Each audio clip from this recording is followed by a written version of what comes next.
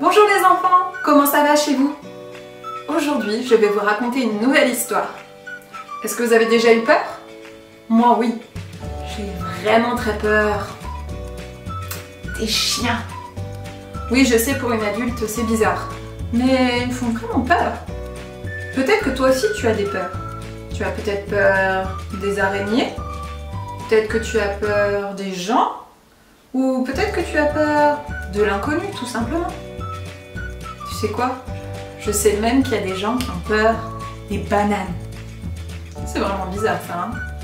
En tout cas, l'histoire que je vais vous raconter nous explique qu'est-ce qu'il faut faire quand on a peur. Alors, est-ce que tu es prêt? C'est parti!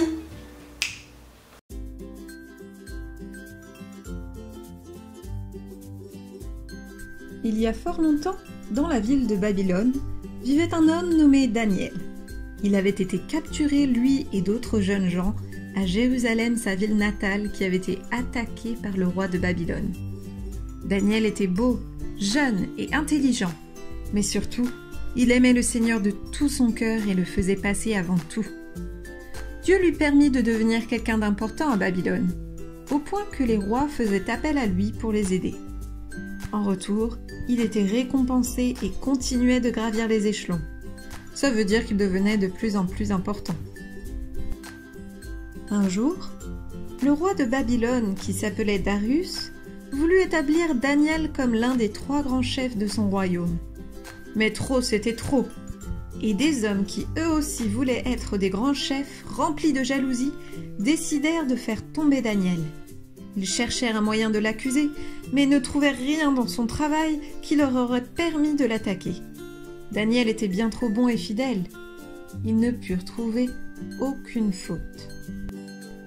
En comprenant que de cette manière ils ne trouveraient rien, ces hommes décidèrent d'inventer un stratagème pour que Daniel soit obligé de désobéir au roi. Ils incitèrent le roi à voter une loi qui punirait toute personne qui prierait un autre homme ou Dieu que le roi Darius. Et la punition était terrible. Il serait jeté dans la fosse aux lions. Mais Daniel était fidèle à Dieu, et malgré qu'il savait pertinemment quel serait le châtiment, il continua comme chaque jour à prier et à louer Dieu depuis chez lui. Il aurait pu se cacher, fermer les volets de sa maison. Mais non, il savait que Dieu était avec lui, et il lui faisait confiance. Bien sûr, Daniel fut arrêté comme l'avaient planifié les hommes méchants qui avaient tout prévu. Ils allèrent voir le roi et lui annoncèrent la nouvelle. Daniel avait désobéi à sa loi et il devait appliquer la peine encourue, le jeter dans la fosse aux lions. Le roi appréciait Daniel et cette nouvelle le rendit très triste. Il essaya par tous les moyens de sauver Daniel. Mais les hommes lui rappelèrent que toute loi signée par le roi devait être respectée quoi qu'il arrive. Le roi n'eut pas d'autre choix et ordonna qu'on jette Daniel dans la fosse aux lions. Imaginez donc Daniel qui marchait vers cette fosse dans laquelle les lions affamés l'attendaient. Malgré cette situation effrayante, Daniel est resté courageux et alors qu'il voyait ces lions féroces prêts à le dévorer, il a mis toute sa confiance en Dieu, ce Dieu qu'il avait mis en premier dans sa vie. Le roi Darius était tellement triste qu'il ne put dormir de la nuit. Il n'espérait qu'une chose, que le Dieu de Daniel le sauve de ces lions. Mais c'était impossible. Jamais il ne pourrait survivre aux lions féroces. Le lendemain, le roi courut jusqu'à la fosse aux lions et d'une voix triste, il appela. « Daniel, ton Dieu que tu sers avec persévérance a-t-il pu te délivrer des lions ?» Il y eut un silence et quelques instants plus tard, il entendit. « Roi, mon Dieu a envoyé un ange et fermé la gueule des lions. » Le visage du roi se transforma. Il était tellement heureux et aussi un peu étonné que Daniel soit encore en vie.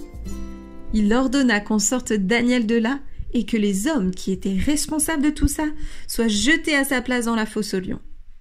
Il prit également la décision que dans tout son royaume, toute personne devrait désormais craindre le Dieu de Daniel, celui en qui il a eu confiance, ce Dieu qui délivre, qui sauve et qui fait des miracles. Et voilà, l'histoire est terminée. Est-ce que tu as bien écouté? Nous avons vu que Daniel a toujours fait confiance à Dieu.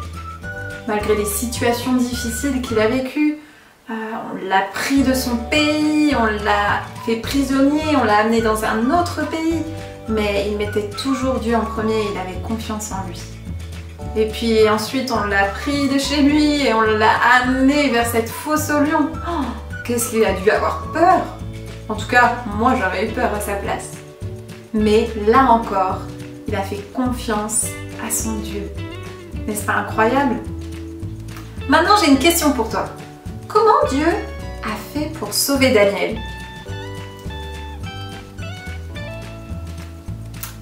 Tout à fait. Il a envoyé un ange et il a fermé la gueule des lions pour qu'il ne lui fasse rien du tout.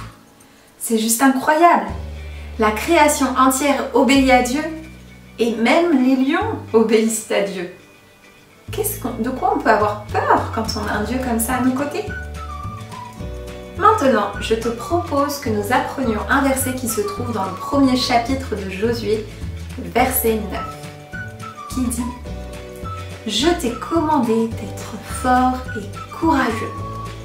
Ne tremble pas, n'aie pas peur, car moi le Seigneur, ton Dieu, je serai avec toi partout où tu iras. » Pour apprendre ce verset, je vais te laisser avec un chant qui nous rappelle d'être fort et courageux. Et j'espère que tu te rappelleras toujours de ça quand tu auras peur et que tu seras inquiet. Salut!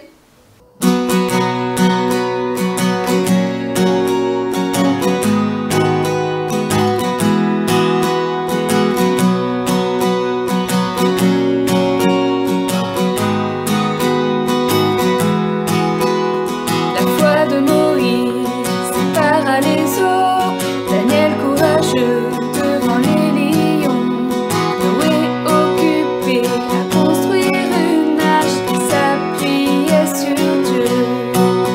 Mais devant une chose très très grande, souviens-toi de ce que Dieu a dit. Sois fort, sois fort, sois fort et sois très courageux. Sois fort, car je suis toujours avec toi.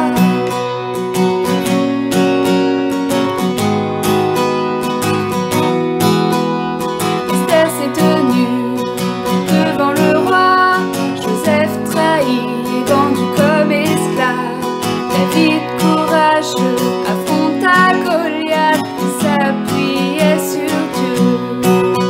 Mais devant une chose très très grande, souviens-toi de ce que Dieu a dit. Sois fort, sois fort, sois fort et sois très courageux. Sois fort, car je suis toujours avec toi. Sois fort,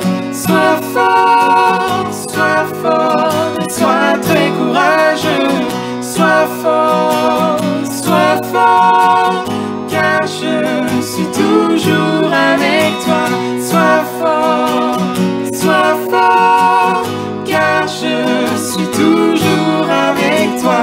Sois fort, car je suis toujours avec toi. Sois fort, car je suis toujours avec toi.